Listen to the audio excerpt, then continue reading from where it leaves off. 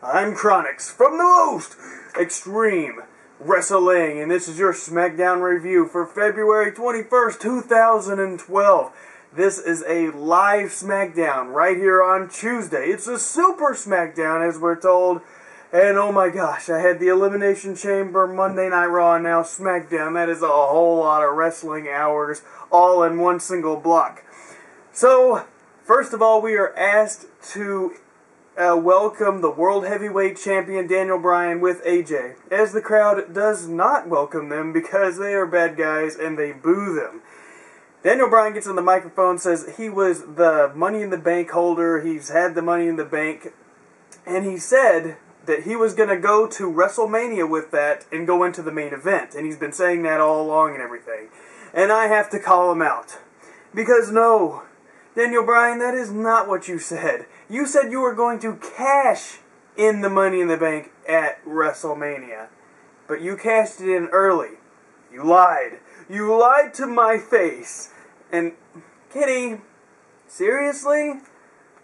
I guess you can say. But anyways, he mentioned Santino, and how Santino was trying to be Rocky and all that, going into his deal.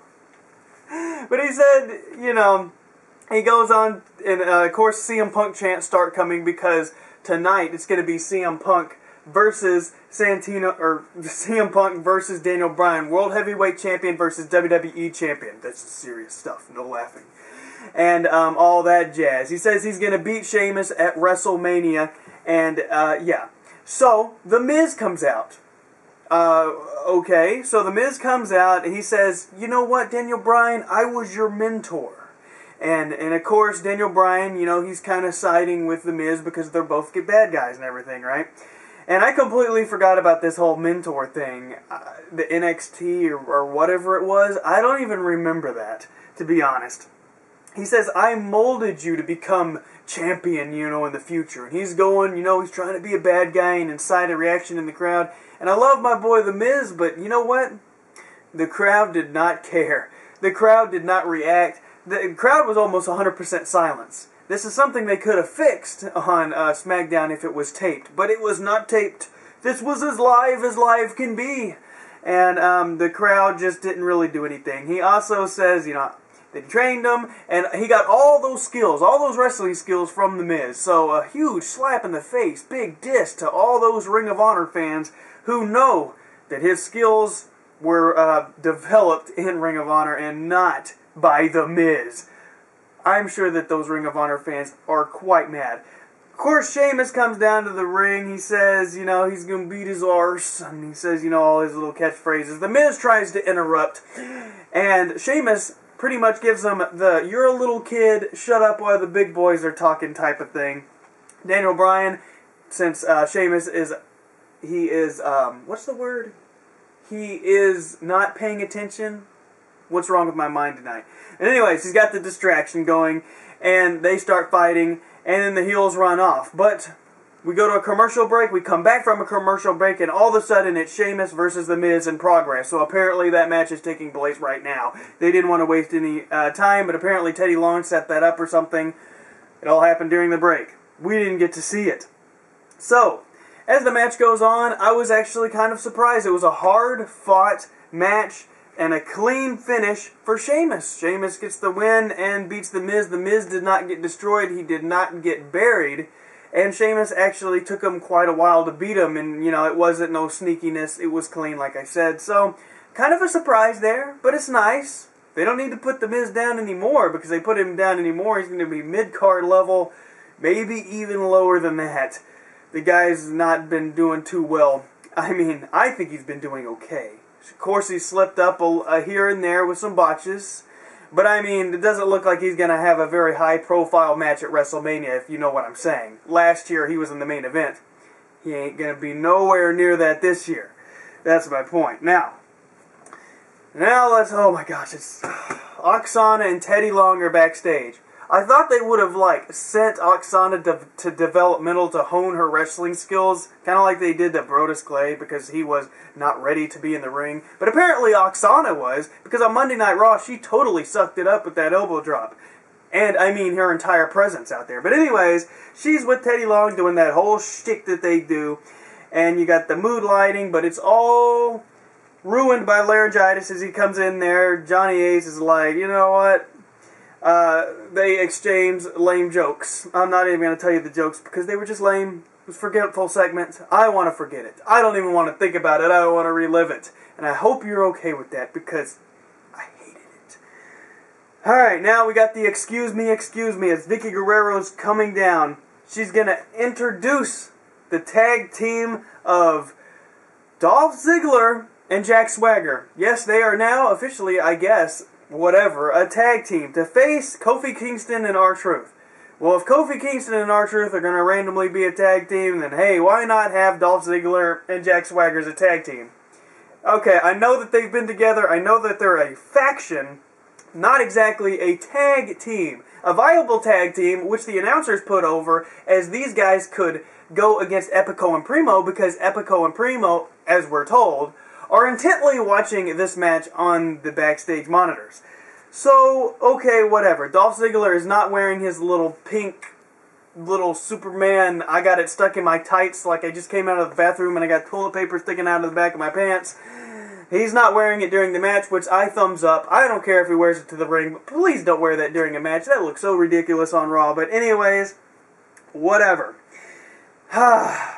Kofi goes for a big crossbody, looks totally awesome, way better than what he attempted at the Elimination Chamber. But this gets broken up by R-Truth, Jack Swagger, they tumble to the outside, Vicky Guerrero falls down, she's screaming, she can't believe it, zigzags, Ziggs gets the pin, and he gets the win. So, hooray for that, I guess. Oh boy. Now, WWE is promoting this show called Face Off. I don't know what this show is. I honestly don't watch any television shows on TV besides wrestling. I hate to sound like Daniel Bryan when I say that I don't watch TV, but I honestly don't watch TV, and if it wasn't for wrestling, I wouldn't watch anything, because I think it all sucks. And sometimes wrestling sucks too. But you just have to deal with it as a wrestling fan. Anyways, cue the Eugene music as Santino is getting his Cobra, and he's got like cups sitting around, like little red cups, and he's attacking the cups with it. He's like honing in his Cobra skills. Which, now that I think about it, makes sense, because he uses that as a finisher when he hits people in the face. So it only makes sense he would get his hand-eye coordination with the snake, or the Cobra, to make it all work, right? So, Heath Slater comes in, and he's like, I got a better way of knocking all these cups over, so he just knocks them all over. And Santino does not like that. And Santino reveals that his Cobra is not only just a Cobra, but now it is a spitting Cobra, as he spits it right into the face of Heath Slater, and I couldn't help but giggle. I felt so dirty. But I laughed anyways, and he did it again, and I laughed some more. I just feel so ashamed of myself.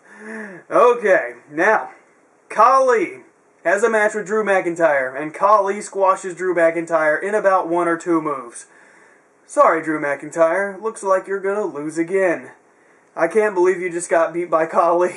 I know this was pre-planned, but I can't help but think, golly, Drew. I just shake my head at you. Punjabi plunge was your demise tonight.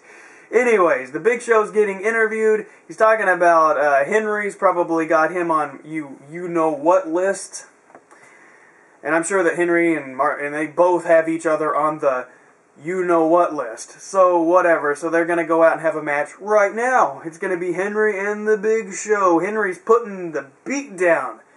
And Henry's looking awesome in this match. I like him. I've been looking really hard at the Big Show lately because he keeps botching move after spot after spot after interview after interview. I don't know what's going on with the Big Show, but I don't know what's wrong with him. But anyways, where am I? Oh yeah, a spear by the Big Show. It looks like it's over, but all of a sudden, out of nowhere, here comes Cody Rhodes. Cody Rhodes shows an embarrassing spot moment. He even has a video package intro for it, which is insane. And he shows Big Show doing his sumo match with, his ass exposed and everything. It's funny because I was just talking about this on Twitter, how this would not generate more, you could not generate more laughs by a bald Undertaker than Big Show's ass during this sumo match at WrestleMania, because everybody in the entire arena was laughing about how ridiculous this was. Anyways, there's a huge slam by Henry, and there's a kick out. Then there's a WMD, weapon of mass destruction by the Big Show, and then he goes for Cody, and he just kind of, he didn't chase him, he just kind of walks up the ramp, and there is absolutely no conclusion to this match. That makes no sense. Okay, now we have a rematch from Monday Night Raw, as I start to think, you know what, this really does actually feel like a Monday Night Raw, except everything is blue. It's Ezekiel Jackson versus Otunga. Oh boy, the rematch that every single person wanted to see, right? They wrestle for about a minute, and Otunga wins the match. He does his pose, he kisses his muscles. Yeah, that was interesting. CM Punk is getting interviewed about Daniel Bryan and his match tonight, champion versus champion, no titles on the line, of course. And he mentions that he's straight edge lifestyle, and he talks about Daniel Bryan being a vegan, not watching TV shows, and all that, and hopes that he doesn't steal his gimmick by having AJ shave her head like CM Punk did to the Straight Edge Society. Okay, now they announced that the whole Chris Brown and CM Punk feud is happening, so I instantly yell out, "Work!" I don't know if it is, but I'm just saying they sure are talking about it all of a sudden. It seems like if this was legitimate, they would try to ignore accusations of steroid use by WWE wrestlers. Just saying. Who knows? But I am definitely going to be having this speculation. I'm going to be searching. Now, oh my gosh, is it already time for the main event? Yes, it is. It's CM Punk, the WWE Champion, versus Daniel Bryan, the World Heavyweight Champion. And exactly as you would expect, this is a great match. They're wrestling, they're doing all their stuff. You even have your stalemates and everything. And Daniel Bryan, of course, he tries to walk out. He's a heel. He's trying to bring in the heat. He's trying to walk away. The crowd hates this. The crowd loves Punk. They're cheering for Punk. But Sheamus comes down. He runs to the ring, tosses Daniel Bryan back into the ring, and boom, CM Punk goes away with the victory. But no. The match continues as Johnny Ace says that there was interference and they have to restart the match. So now you have GM and GM out there. They're saying, you know what? They're like having their big feud all of a sudden, and I'm just rolling my eyes. I'm like, seriously? A GM versus GM? And, they're getting arguments ringside and whatnot. Oh my gosh.